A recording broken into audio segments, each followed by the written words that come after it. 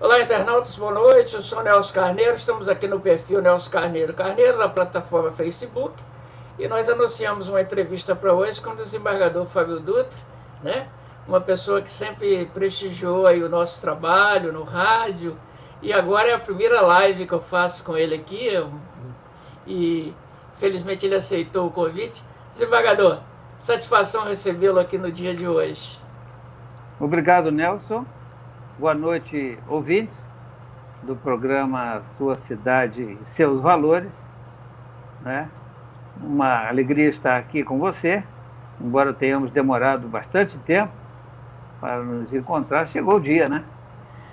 Sempre chega o dia, mas eu sempre fui privilegiado contigo, sempre dispensou seu trabalho, a sua presença nos estúdios da rádio, onde eu sempre passei, e também por telefone, a gente sempre abusou dessa proximidade, né? E o senhor sempre contribuiu muito com nossos ouvintes. Mas, desembargador, e aí? Queremos falar um pouquinho aí sobre... Não podemos abrir uma pauta dessa sem falar um pouquinho nessa situação que vivemos aí com esse inimigo invisível e essa pandemia. Como é que nós estamos administrando? Eu estou dentro de casa, eu estou enjaulado aqui. E como é que você está administrando isso? Eu não estou dentro de casa, não estou enjaulado, entendeu? Não sei o que será, se esse Covid vai me pegar, o que ele vai fazer comigo se ele vier, mas estou trabalhando normalmente, estou indo ao fórum praticamente todos os dias, né? Só não faço aquilo que é proibido, né? Mas o que é permitido, eu estou fazendo. E se tenho de usar a máscara, estou usando, se tenho de tomar banho de álcool gel, em todo lugar que entro, estou fazendo isso, estou almoçando nos restaurantes e, graças a Deus, estou seguindo a minha vida, minha cabeça está boa, minha alegria está tranquila, meu astral está em alta, está tranquilo. Que legal! Bom, não sou negacionista, mas também não me apavorei, não. Por isso que é bom a juventude, né? Eu não, eu tenho que me resguardar mesmo, né? A juventude pode abusar, pode... Mas, desembargador, a gente começou aqui a nossa pauta, a gente tem um objetivo, por exemplo, da gente falar...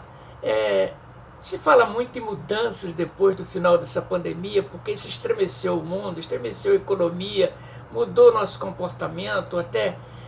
dentro de casa, ansiedade e tal, embora que nem todos podem se movimentar fora das suas casas. Mas o que o senhor espera? O senhor espera alguma mudança depois disso? O comportamento do homem pode melhorar aí à frente? Isso é muito importante, eu gostaria de ouvir isso do senhor. A gente ouve tanta coisa, mas quando a gente vê uma pessoa que tem o seu conhecimento, a sua vivência, a gente quer ouvir, porque também a gente quer passar por alguém que às vezes até nos questiona sobre isso. Ora, essa pergunta nos remete aí a uma situação, eu acho que de duas direções. Há uma direção vertical, que é um relacionamento do homem com o ser espiritual, cada um tem uma religião, cada um tem uma filosofia de vida, cada um segue uma doutrina, até aqueles que não seguem nenhum, eles seguem a doutrina sem nenhuma, mas com essa, não é? Então, esse é um aspecto importante. O outro é um viés horizontal, o homem e seu semelhante. Então, é algo que realmente nos preocupa, porque você não poderá dizer, e eu falo isso como cristão que sou, não pode dizer que tem um bom relacionamento com Deus se você não tiver um bom relacionamento com seu semelhante. Então, é a história do amar a Deus, mas amar ao próximo. Isso é um dado relevante, mas eu acho que depende de cada um, do que cada um vai querer. Agora, que a pandemia, que essa situação do coronavírus trouxe transformações radicais, sem dúvida. Vamos começar por mim, pelo meu trabalho. Então, eu sou desembargador, estou na primeira Câmara Civil há aproximadamente 10 anos, tinha uma produtividade mensal, que é aferida pelo Conselho Nacional de Justiça. Nós temos lá o que os colegas chamam de Serasa dos desembargadores, que é aquele controle feito pelo computador que nos diz quando a gente tem um processo para vencer, um prazo que a gente tem que correr para não deixar ultrapassar. não é? Então, a produtividade era uma antes e hoje é outra. Principalmente, eu acho, em razão do ganho que nós tivemos nos deslocamentos. Então, morando em São Gonçalo, indo para o Rio diariamente, o deslocamento, no mínimo, era 1 hora. Então, 1 hora para ir e 1 hora para voltar. Então, 2 horas dentro da condução, dentro do veículo, dentro do meio de transporte que a gente usa, a gente deixava de estar produzindo. E a palavra de ordem, num país capitalista, o nosso é quase capitalista, é produtividade, vamos produzir. Então agora, com essa pandemia, eu acho que nós estamos produzindo muito mais. A própria estatística que o tribunal tem publicado mensalmente comprova que será que é o Covid que já está aqui? Não, eu não estou contaminando. Virtualmente eu não contamino ninguém. Eu estou na quarentena, né? Estou na quarentena. Isso aí. Mas esse aspecto da produtividade, ele foi muito, digamos assim, exponencialmente aumentado. E há um outro aspecto que deve ser também contado como relevante, são os meios materiais de que dispomos. Então, nós saímos do processo de papel, nós saímos da audiência presencial, nós saímos das sessões em que advogados e magistrados, no mesmo local, todos concentrados ali, fariam aquele encontro chamado audiência ou sessão de julgamento. Então, agora nós estamos fazendo tudo por videoconferência. A eleição da administração do Tribunal de Justiça foi feita pela internet, né? Os julgamentos do Conselho da Magistratura, todos pela internet. Os julgamentos do órgão especial, todos pela internet. Os julgamentos dos processos de todas as câmaras, todos pela internet. E ainda criaram aspectos novos para facilitar, que são as chamadas sessões virtuais, né? E as sessões por videoconferência. Na primeira, os advogados não comparecem, a não ser para impugnar a realização desse ato e pedir que seja realizado através da sustentação, da presença, de um julgamento aberto, ou todos os julgamentos são feitos não é a revelia, mas com a ausência das partes e com a ausência dos advogados. Então, essa alteração também foi fantástica. Nós estamos fazendo todo o serviço que antes fazíamos. Então, nós vamos ter, eu acho, depois da pandemia, eu estou citando como exemplo o Poder Judiciário, mas também podem ser citados como exemplos diversas, centenas, milhares de empresas, né? Milhares de empresas que antes tinham prédios caríssimos e hoje está com todo mundo em casa trabalhando numa boa. Os bancos, né? As empresas de telecomunicação, todas elas mudaram totalmente o seu ritmo de trabalho. Sim. Desembargador, quando eu perguntei ao senhor dessa esperança de mudança, a gente vê que não só o Poder Executivo, nem tanto, mas o Legislativo também mudou bastante, usando as sessões à distância, né, a videoconferência, e onde se fala muito do Judiciário, que talvez seja um dos poderes que mais está assim, propenso a aprovar, em definitivo, uma experiência que teve neste momento, que o senhor acaba de falar agora dessa produtividade. Bom, eu sou do tempo que cheguei no cartório, né? Era papel, né, em 74, depois o senhor chegou logo depois como magistrado, aquele monte de papel. Quando eu assumi a primeira vara de São Gonçalo, eu me assustei tanto que eu filmei quando meu filho chegou, eu cheguei em casa, meu filho disse: "O senhor trabalha nisso aí?" Quer dizer, um negócio complicadíssimo. A vantagem dessa mudança hoje, ninguém quer voltar mais ao processo físico, né? Mas hoje é mais fácil folhear o processo eletrônico do que o físico, porque eu, como advogado, sinceramente, eu também não tenho um aparato para fazer essa movimentação. Eu tenho bastante dificuldade acho que o processo físico eu folheava melhor e mais rápido. Isso aí trouxe também para vocês facilidade? Ou tem algum saudosismo aí? Eu não tenho saudosismo, não. Você foi na palavra certa. Sei. Nós temos ainda, principalmente em razão da idade, quem sempre trabalhou com papel sente muito mais falta do processo físico agora do que Sim. os outros que já são da geração Kindle, né? Aquele que lê o livro virtual, aquele que compra o livro. Eu não gosto muito de livro virtual, eu ainda sinto muita necessidade do processo de papel. E eu fico preocupado porque na minha casa, eu estou desocupando uma casa de 400 metros quadrados, em que há livro praticamente em todos os cômodos, e eu não sei onde vou colocá-los. Recentemente, um colega disse, Fábio, eu estou aqui com a biblioteca para lhe dar, o que eu faço? Eu digo, traga tudo que eu levo. Aí levei, estão lá os livros. Agora eu soube de um outro que faleceu, e a família colocou os livros lá num cômodo, e era uma situação tão relevante. Eu cresci vendo e ouvindo daquela biblioteca, porque era de um pastor, não sei se você chegou a conhecê-lo, o pastor Ailton, que criou o Colégio Batista de Laranjal, onde eu estudei. Então, uma vez um chamado conselheiro, que é um cargo que existe numa organização chamada Embaixadores do Rei, ele disse assim, você não tem ideia de quanto em dinheiro há na biblioteca do pastor Ailton. Dá para comprar não sei quantos ônibus desses novinhos que a Rio Ita tem, né? Porque toda semana ele comprava livro, toda semana. Então, hoje ele faleceu há alguns anos e parece que a família colocou os livros lá, segundo informações que eu colhi, e eu fico pensando o que será feito desses livros, para onde irão todos esses livros com os quais nós nos acostumamos no decorrer de nossos 50, 60, 70, 80, 90 anos de vida. Não é? O saudosismo existe, tanto que muitos magistrados imprimem as principais peças de alguns processos e vão folheando no papel, e vão riscando, e vão passando ali o marca-texto. Aquela famosa dobradinha de folha, né?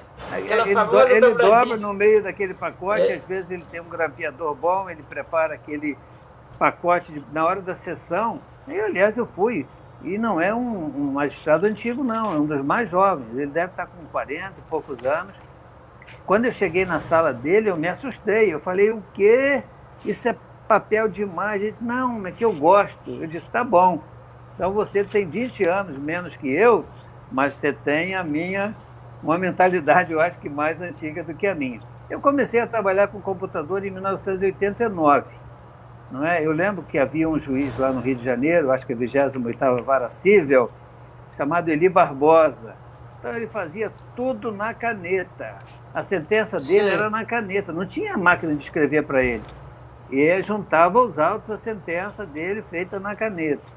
Aí eu passei um mês lá, o tribunal estava com essa novidade de entregar computadores. Aí eu cheguei lá, estava lá uma caixa em cima do armário lá, né, com aquele 286 antigo. Eu falei, alô, é do Departamento de Informática do Tribunal, eu preciso que vocês me ajudem a montar um computador aqui. Quando ele voltou, o computador estava pronto. Então ele não usava nem máquina de escrever, mas encontrou aquele computador, aquela impressora, e eu não sei se ele passou a usar, porque eu saí de lá, eu era regional, mas eram novidades. Então, ainda há muito saudosismo do papel, né, do processo físico. Né? Eu, então, que tinha um cuidado com o processo danado, eu sempre tinha uma tesoura, e eu cortava aquela parte ali que estivesse fora do contexto, né? Sim, tudo aparelhadinho. Eu fazia audiência cortando os processos, e os advogados achavam que eu estava ali fora da realidade, né? Fora do ambiente, que eu estivesse viajando mentalmente. Mas, de vez em quando, eu formulava uma pergunta com base naquilo que eu ouvia e proferia a sentença também com base naquelas discussões. Então, era um tempo que eu usava. Hoje eu posso ficar aqui como quem também está distraído, olhando no computador, mas atento com o que está acontecendo à volta. Tá certo. Bom, para quem está chegando agora, nós estamos falando aqui com o desembargador Fábio Dutra, desembargador do Tribunal de Justiça do Estado do Rio de Janeiro, né? exerceu a magistratura, que eu conheci foi em São Gonçalo, não sei se em outros municípios. Nós somos quase conterrâneos, me parece que você é de Santo Antônio de Pádua, é isso? Certo. Não é isso? Sim. Eu sou de Talcara, né?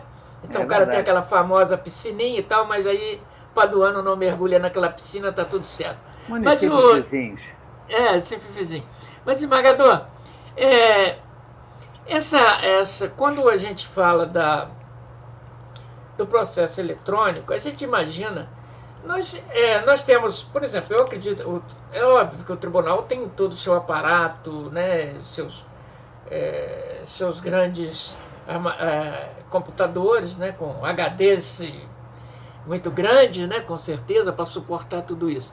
Mas eu vejo algumas dificuldades, por exemplo, eu estava vendo há poucos dias um julgamento, uma votação na Assembleia Legislativa, até com relação ao impeachment do governador Witzel. E a pessoa fez a sua fundamentação do voto, e na hora que ele votou, justamente a internet caiu e não sabia o voto, teve que esperar ele reprogramar e acontecer isso. Eu não sei se isso acontece nas sessões do tribunal. Por exemplo, um advogado está falando, ou um relator está fazendo lá o relato processual, tem um revisor. Se acontecer isso, o que acontece do aspecto prático? Por exemplo, você está dando seu voto e de repente a sua internet cai, porque não tem lugar para ela não cair, ela sempre cai, né? Eu gostaria que você passasse isso para a gente. Na verdade, como você disse, sempre cai. Uma hora ou outra, sempre cai. Mas quando é uma sessão de julgamento por videoconferência, então há o mesmo sistema que nós teríamos pessoalmente. Imaginemos que nós estivéssemos numa sala, aqui está o secretário, aqui está o presidente da Câmara, aqui está o primeiro vogal, o segundo, terceiro, quarto, todos ali. Ali tem a banca do advogado, da parte de outra, e assistência. Então o advogado começou a falar, de repente ele se sentiu mal, não pôde continuar. Então, o que o presidente vai dizer? Vai dizer, nós vamos suspender esse julgamento, não é? Nós vamos remarcar esse julgamento. Se não houver outro advogado que faça sustentação, o mesmo advogado retornará numa próxima oportunidade. Então, nessa sessão por videoconferência, da mesma forma, houve um problema, o advogado sumiu, aí o secretário fica lá, diz, senhor presidente, nós não estamos conseguindo manter contato com o advogado, ou nós não estamos conseguindo manter contato com o doutor Custódio, por exemplo, que faz o julgamento lá de Carangola, né? Está lá na fazenda dele. Custódio, né? Toche de Barros? Custódio Toche. Trabalhei com ele. Então ele faz lá, mas de repente caiu a linha por qualquer motivo. Então a gente vai esperar, se for possível, continuar o julgamento com os outros processos. Se não for possível, também será suspenso o julgamento e adiado para a próxima sessão. Então, tudo muito tranquilo, tudo parecido com o que é presencial, apenas pelo modo videoconferência. Videoconferência. Agora, uma coisa que, por exemplo, para o magistrado, né, para o desembargador, isso aí é menos usual, né? É o fato daquela... quando se faz em juízos de primeira instância, por exemplo, aquela audiência presencial, né? E aquela... chamava-se a identidade física do juiz na sentada, né? Ele presente, olhando a testemunha, no olho da testemunha, perguntando. Isso futuramente também vai ser tudo virtual? Com certeza, embora nós tenhamos aqueles que resistam às inovações, e eu vou fazer um parênteses aqui, Nelson, para me lembrar, quando eu passei pela VEP há uns 20 e poucos anos, sim. Uns 25, talvez. Né? Então, a VEP era toda com papéis e tal. Eu até consegui que muitos alunos, que na época eu era professor, eu os levei para que eles pudessem digitar informações da chamada folha corrida dos presos, né? Para facilitar a vida de tudo, e depois foi feito o lançamento no sistema também de internet. Hoje, nos sistemas do tribunal, hoje está tudo, evidentemente, informatizado. Mas eu tinha muita vontade de fazer a primeira audiência por videoconferência do Brasil.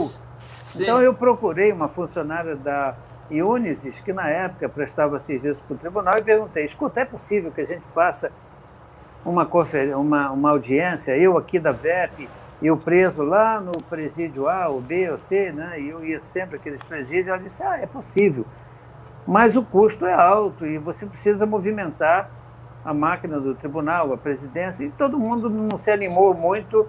Acabou acontecendo isso com um juiz de São Paulo, que depois faleceu até recentemente, né, e foi deputado, né, Luiz Flávio Gomes. Então, ele fez a primeira audiência virtual do Brasil. E eu tinha muita vontade, talvez uns 6 meses antes, um ano, eu tinha pensado nisso e até convidado a funcionária de uma grande empresa até hoje, Unisys, eu acho até que ela pode ter mudado de nome, mas quase, o problema entre o pensar e o fazer nos deixou na pista e o Rio de Janeiro ficou em segundo lugar. Sim. Mas, voltando à questão da sua pergunta, se você acha que... eu perguntei, a presença, aquela audiência, quer dizer, chamada identidade física, me parece que esse termo do juiz frente aos inquiridos, né? Aquele negócio que a gente olha no olho, quer dizer, eu fui muito secretaria, muito juiz na vara criminal, e de repente o juiz olha no olho da testemunha e ela está mentindo, e aquilo é importante, aquela avaliação, no meu entender, né? Mas essa não foi alterada não, Nelson. Continua existindo, o Código de Processo Civil continua. Mas a minha pergunta é para o futuro, né? Para o futuro. O senhor acha que isso vai... Não, eu acho que vai ter mais fácil, inclusive, porque tudo ficará gravado, como tem ficado gravado agora. Então, o juiz, se ele tiver dúvida do olho do cidadão, como está, porque o comportamento da pessoa, a sua fisionomia, tanto que os nossos telefones hoje leem a nossa face, leem os nossos gestos, ele começa a pensar como a gente age. Ele nos oferece a música que a gente gosta, ele nos indica o filme que ele sabe que a gente vai gostar, inclusive ele já põe até o percentual de relevância daquele filme. Então, eu, de vez em quando, pego aqui a Netflix e vejo lá 98%. Então, há filmes que ele não me apresenta. Não é? Ele já sabe que eu não vou gostar. Então, essa questão das fórmulas matemáticas para se chegar ao comportamento humano, então o juiz vai poder, eu estou olhando para você, eu olho para o seu olho, eu fiz uma pergunta, você deu uma piscadinha, não é? Então, quando for verificar isso, até de repente ele passa um equipamento e o equipamento vai dizer se o interrogando, se a testemunha, se o réu, não é? Se qualquer um dos presentes, um informante, se ele estará mentindo ou não. Então, esses equipamentos a cada dia estão mais sofisticados e a possibilidade de haver erro. Agora, há o outro problema que vem sempre na esteira da quantidade. Então, muitas vezes, essa identidade física, ela passa a ser apenas uma expressão. Não é? Ela não tem a relevância que teria se o julgamento fosse de um processo, ou de 2, ou de 10. Quando se julga como o Supremo julga lá por mês 2.000, 3.000, a gente sabe muito bem que não é assim que a banda toca. Tá certo. Bom, para quem está chegando aqui agora, nós estamos aqui com o desembargador Fábio Dutra, desembargador do Tribunal de Justiça do Estado do Rio de Janeiro. Nós estamos batendo aqui esse papo com o desembargador Fábio Dutra, que estava com saudade desse encontro, né? Na telinha é a primeira vez, mas sabemos que os microfones da radiofonia a gente sempre nos encontramos, né? E a gente fica lisonjeado com a sua atenção com relação não só a mim, mas também os nossos ouvintes, aqueles que nos acompanham. E quando você estava falando da maquininha aí, eu estava me lembrando daquele aplicativo que hoje nós tem para os políticos, que assusta todos, quando você joga a fisionomia de um político, a foto de um político naquele aplicativo, ele traz toda a vida pregressa daquele político. Então, refletindo também nessa situação da mentira e tal, fica fácil também, aí as coisas vão se ajustando, né, desembargador? Mas, desembargador, a gente que não é muito novo, hoje eu sou aposentado, trabalhei 35 anos no judiciário, muitas coisas passaram pela gente, né? E uma delas, a primeira, foi a novidade do juízo de pequenas causas. E por incrível que pareça, em Niterói eu fui premiado para presidir esse cartório. Mas a coisa realmente não funcionou, porque acho que já havia um espírito de se voltar para o juizado especial de pequenas causas. Bom, o outro era juiz de pequenas causas, e o outro agora com outra extensão de nomenclatura. Bom, eu estava com o doutor... agora me falhou o nome. Em São Gonçalo, trabalhando com ele em São Gonçalo, e falei, doutor, agora com as inaugurações dos juizados especiais de pequena causa, vai desafogar aqui para a gente, né? Eu tinha 12 mil processos, 250, 270 iniciais por mês, era um negócio de louco. O senhor trabalhou lá, o senhor sabe como é que era a coisa. E então o que acontece? Eu falei isso para ele, ele falou, não, Nelson, eu acho que não.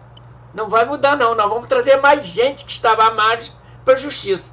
E não deu no bico. Eu tinha 250, passei a receber 280, 300. E foi uma situação muito complicada. Então, aonde eu quero chegar? Hoje se fala no juizado de mediação, né? Mediação e composição dos conflitos, né? E me parece que ela vem via judicial, extrajudicial. Isso vai realmente ser implantado? Realmente, eu sei que até o doutor desembargador Cury, ele trabalha muito nisso aí. Isso é uma realidade, nós vamos ter vai ser implantado realmente isso e vai desafogar o judiciário nesse sentido? Nós temos...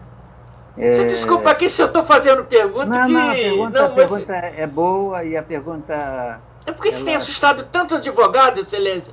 Porque eles acham que o juizado de mediação vai excluir o advogado.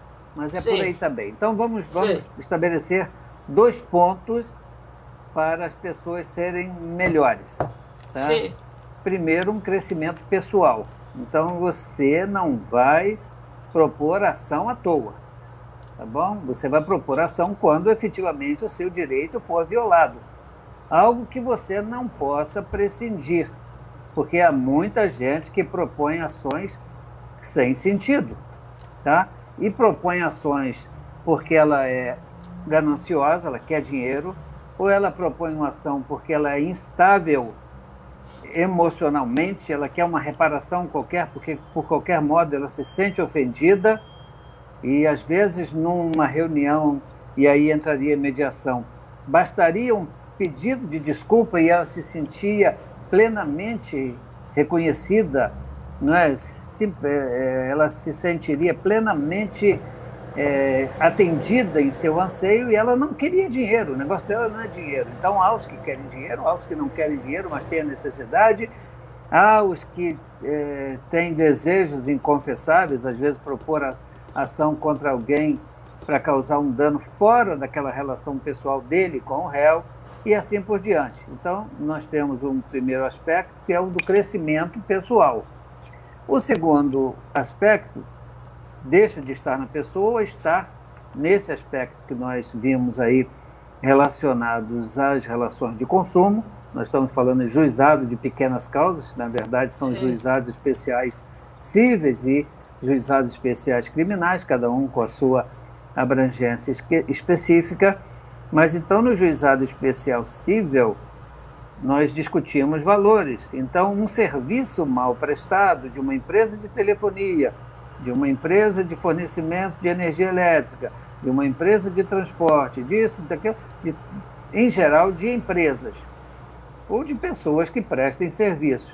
Isso leva a realização, ou a propositura, ou a existência de diversas, de centenas, de milhares de demandas.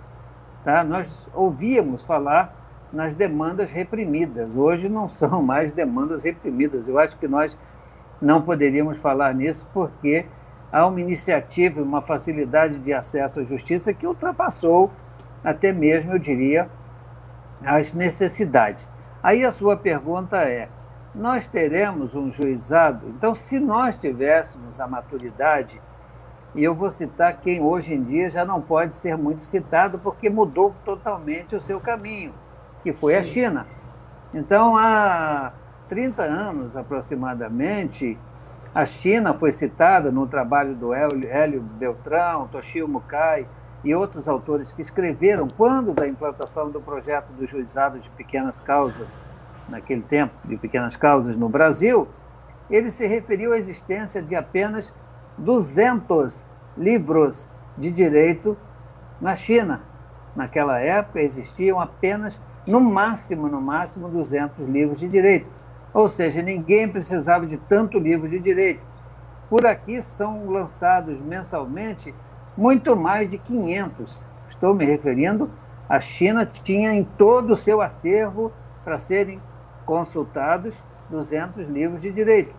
Hoje nós temos milhares, milhões, se bobear, nós já nos aproximamos da casa dos bilhões, ou do bilhão, pelo menos, de livros em circulação, livros velhos, livros já digitalizados na internet, livros cujos originais já sumiram, livros que estão apenas na biblioteca, livros que estão guardados em bibliotecas em diversas casas.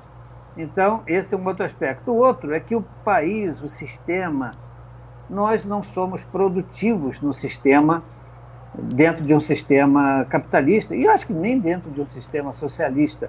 O juiz não produz, ele pacifica, mas só pacifica porque há conflito. Se nós diminuirmos os conflitos, nós não precisaremos de tantos juízes, não precisaremos de tantos advogados, não precisaremos de tantos promotores, defensores, procuradores, não sei o quê, esse pessoal da área jurídica, oficial de justiça, não é?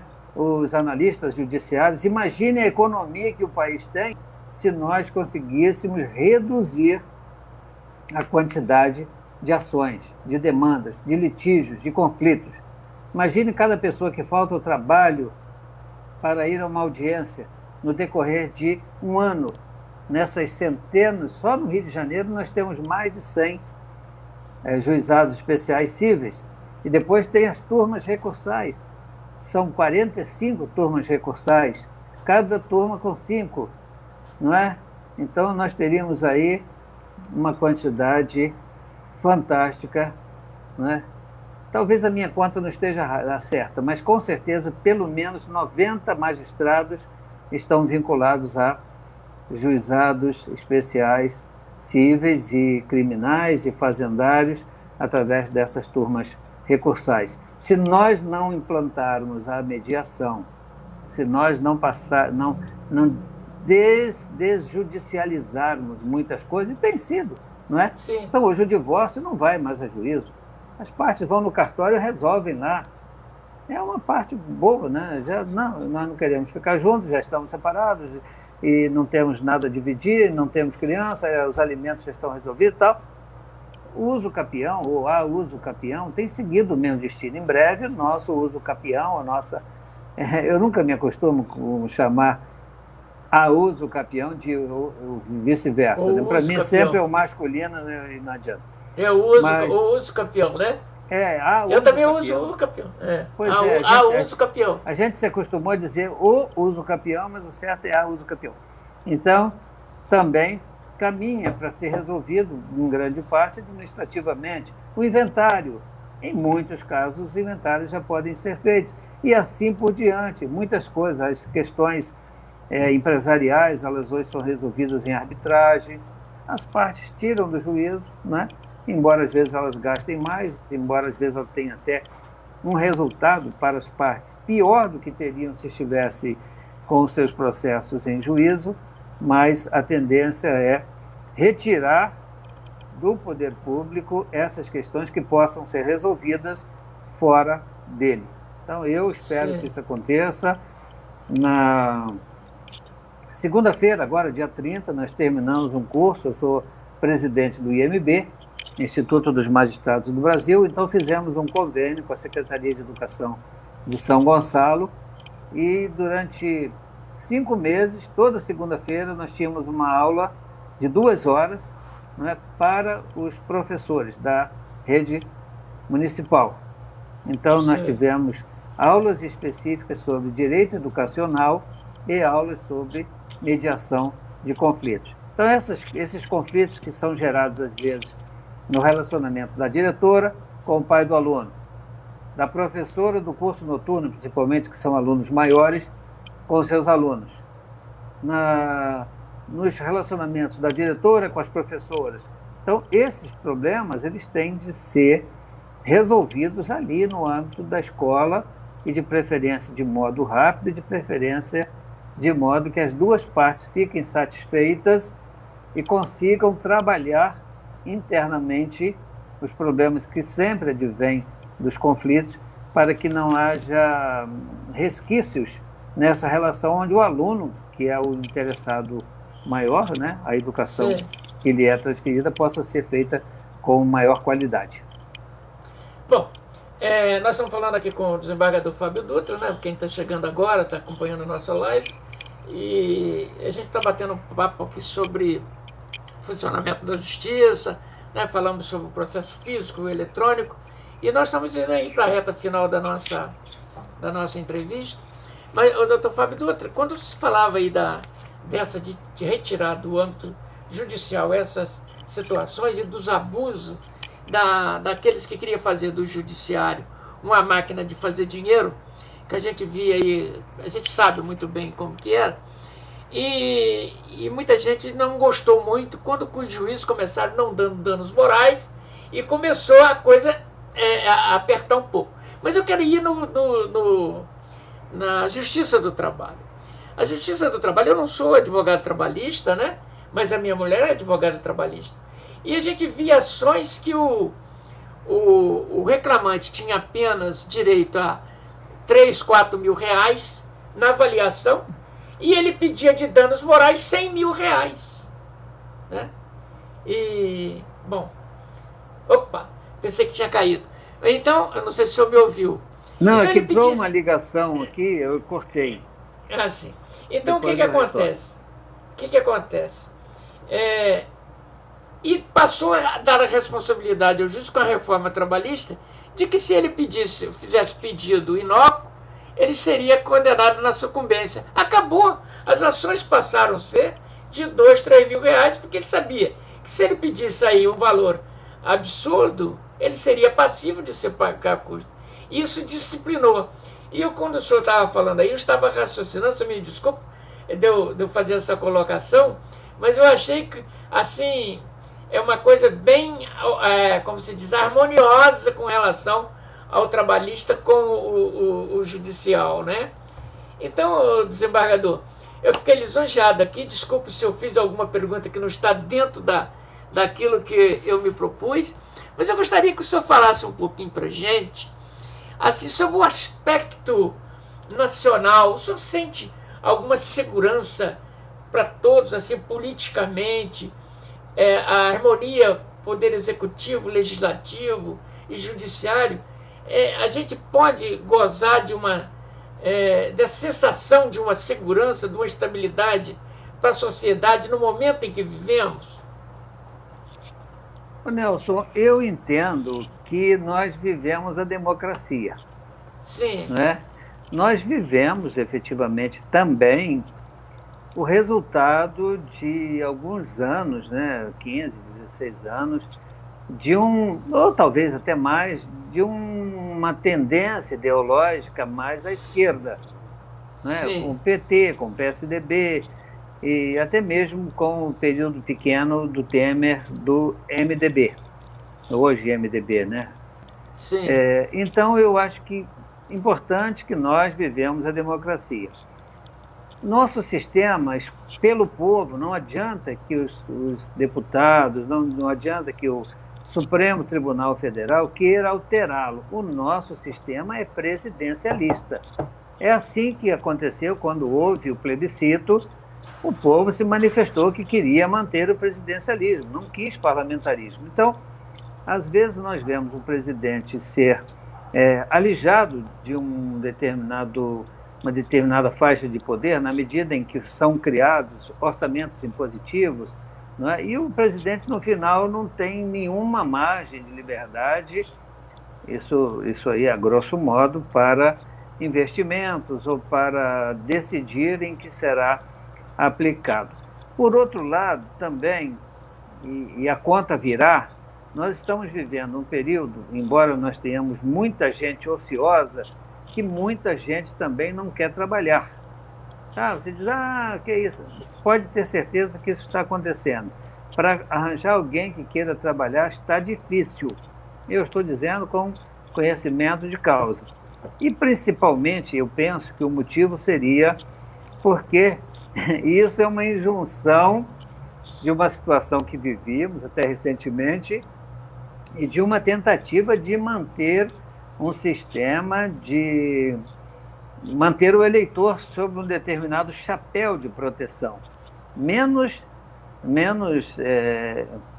ideologicamente, mais politicamente se pensando nisso. Ou seja, quando o Bolsonaro entrou, a Bolsa Família eram R$100. Veio a pandemia, aí começou aquela discussão. Bolsonaro disse, vou dar 200. Aí o Congresso lá, não, tem de ser 300. Aí ele fez lá as contas com o Paulo Guedes, vamos dar 600. Ora, R$600 por mês, a uma quantidade de pessoas imensa, um país que não tem as reservas que se pensa que nós teríamos, essa conta virá, porque também ninguém esperava que a pandemia durasse tanto tempo. Fizeram a reforma da Previdência, jogou-se uma aposentadoria mais longe para muita gente, não é? Eu mesmo fui alcançado algumas vezes por algumas reformas. A sorte é que eu não tenho interesse em me aposentar e acho que eu saio de lá na compulsória aos 75 anos, se Deus permitir que eu chegue aos 75, ou aos 80, se os políticos mudarem a aposentadoria compulsória da bengala para cadeira de rodas. Né? Então, eu, enquanto tiver força para trabalhar à disposição e achar que eu estou sendo produtivo, eu vou continuar. Mas então imagine, agora virá uma reforma tributária.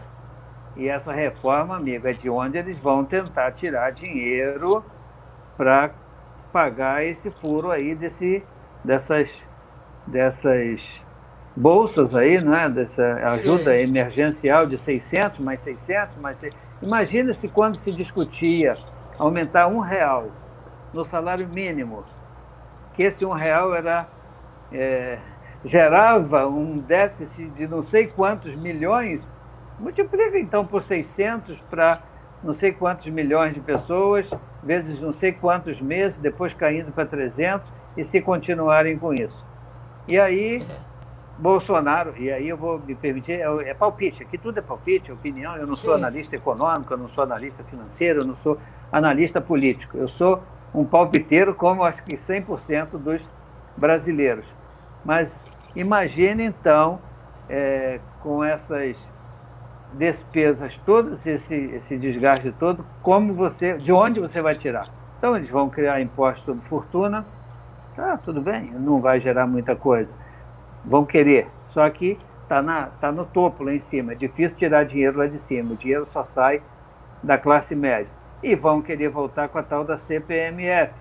É outra situação que eu odeio esse imposto. Eu sei que o imposto a gente paga porque a gente odeia todos, não é?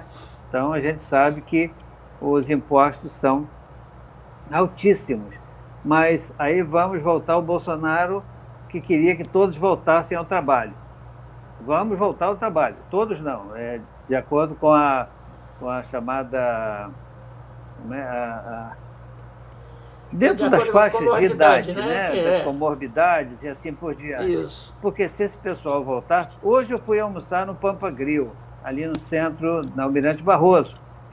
Aí o menino, coitado, que atende ali, estava me dizendo, doutor, a situação está difícil. Nós ficamos fechados não sei por quantos meses, o aluguel aqui é X, e nós tínhamos uma média aqui embaixo, na comida quilo, de 600 e poucas pessoas por dia. Hoje nós chegamos a 117. Né? Nós fazíamos eventos à noite, o pessoal ia lá para dançar, beber, não sei o quê, e conseguíamos mais alguma coisa. Está proibido, a aglomeração é proibida. Na parte de cima do churrasco também caiu desesperadamente. Então imagine isso multiplicando por um mês, por 2, por 5, por 10, e não sabemos até quando isso vai. E o governo, né, alguns governos, muitas vezes é o próprio judiciário que impõe isso, não é? Porque o judiciário hoje em dia passou a decidir tudo. Fecha a cidade, abre a cidade, diz quarentena, não deixa abrir escola, fecha a escola. Então, tudo agora é com o judiciário. O judiciário está administrando a cidade, está administrando o país, e eu não acho isso bom. Eu nunca quis administrar nada. Se eu quisesse, eu ia para a política. Eu até gosto de política, mas preferi ficar no judiciário. Então, no judiciário, a gente cumpre as leis que existem e respeita as decisões administrativas que são tomadas pelos canais competentes. Então, Sim. Tenho certeza que, se depender de mim, se o administrador municipal disser os colégios vão abrir, e se cair na minha mão, vai manter aberto, porque ele é responsável por isso. Agora, é isso que nós temos. Tá certo. Ainda quando o senhor estava falando, a gente estava falando aqui ainda há pouco, né, da exclusão dessas causas que não envolve, que vai para o juizado de mediação. Eu estava imaginando, né, hoje, quantas coisas que eu acho que o STF, né, poderia dizer, isso aqui não é comigo, vai embora, porque nós temos tantas causas precisando aí ser decididas, né? Mas é isso aí. Desembargador, foi um prazer falar contigo, né? E aqui eu acho que foi muito importante te ouvir, e acho que quem lucra são os nossos internautas. Eu quero agradecer, pedir que Deus abençoe sua vida, que você continue com muita saúde e que aposente aos 80 anos. E foi um prazer. Eu preciso me aposentar para fazer mais alguma coisa aqui na iniciativa privada, né? Aposenta com 80 e ainda vai fazer mais alguma coisa. É verdade. Mas eu gostaria que o senhor deixasse aí no finalzinho uma palavra aí de esperança para essa juventude, porque muita gente, nós sabemos de onde nós saímos, e uns chegam mais à frente, outros não. Eu gostaria que você findasse aí, deixando uma palavra aí para a nossa juventude, que muitas das vezes hoje só quer cuidar do celular, na internet. Gostaria que você deixasse uma mensagem para todos nós. Tudo bem. Para a juventude, para os idosos, para as crianças, para os bebês, a realidade eu acho que é igual para todo mundo. Mas os que podem, que têm oportunidade, se alimentem bem, se cuidem, não é? Estejam, tanto quanto possível, ao ar livre, de preferência longe de pessoas que estejam contaminadas, porque é preciso que nós nos cuidemos. Façam exercícios físicos, é muito importante. Se você não tem condições de ir à academia, e as pessoas já estão retornando às academias, você faça uma caminhada que seja diariamente, todos os dias, se possível, não é? E procure, se você tem alguma religião, alguma fé, procure exercitar a sua fé, não é? A fé remove montanhas, é um princípio bíblico, mas eu acho que se aplica a todas as religiões, com formas diferentes, com nomes diferentes. Uns dizem que mantenha um alto astral, mantenha pensamentos positivos, não é? Faça o bem ao seu semelhante, não é? Porque se você fizer o bem, a palavra também diz que todo bem que você faz voltará para você, né? Uns chamam isso de lei do retorno, nós na Bíblia chamamos a lei da semeadura. O que você planta, você colhe. Ninguém planta algo de bom e colhe algo ruim, mas acredite na possibilidade. Mantenha os laços familiares. Se você tem filhos, cuide dos seus filhos. Se você tem pais, cuide dos seus pais. Se você tem irmãos, mantenha contato com eles. Libere perdão àqueles que estão se sentindo tristes com você. mesmo quando o ofendido tenha sido você, se você puder perdoar, perdoe até aquele que te ofendeu, né? Perdoe aquele que te ofendeu. E também procure reconciliar-se com aquele a quem você possa ter causado mal. E aí, com certeza, se você fizer tudo isso que eu estou te falando e não for feliz, alguma coisa está errada. Deus abençoe também você, Nelson. Um prazer falar com você, revê-lo. Está sempre... Aliás, você está parecendo com um ator de Hollywood. Eu acho que é, não sei se é Ray Conniff, o cantor, né? Ele é um maestro. Você está elegantíssimo, né? Um prazer revê-lo. Mais de perto, a gente só estava falando por WhatsApp e também de falar aos seus ouvintes. Espero que eu tenha dito coisas que sejam relevantes, né? E que todos sejam muito abençoados. Bom, eu quero aproveitar e dizer para você, desembargador, que eu devo toda a minha estabilidade ao judiciário, né? Onde eu ingressei, trabalhei um pouco, né? Servi na parte técnica. Eu devo tudo. Eu quero deixar amanhã o meu abraço a você e a todos os nossos, aqueles que militam dentro do judiciário, né? A toda a família forense. Quero deixar meu abraço aí pelo Dia da Justiça. Amanhã nós comemoramos ou lembramos o Dia da Justiça. Acho que sem ela, ela tem a palavra final e sempre o certo ou errado é a última palavra dela e é isso que compõe e que harmoniza toda essa sociedade. Deus que abençoe a sua vida, desembargador. Muito obrigado pelas suas palavras, foram muito positivas e realmente nos passa aquela energia da esperança. Eu acho que isso que o brasileiro está precisando, principalmente o fluminense. Muito obrigado, fique com Deus. Muito obrigado. Um abraço a todos. Só um minutinho que eu vou encerrar aqui.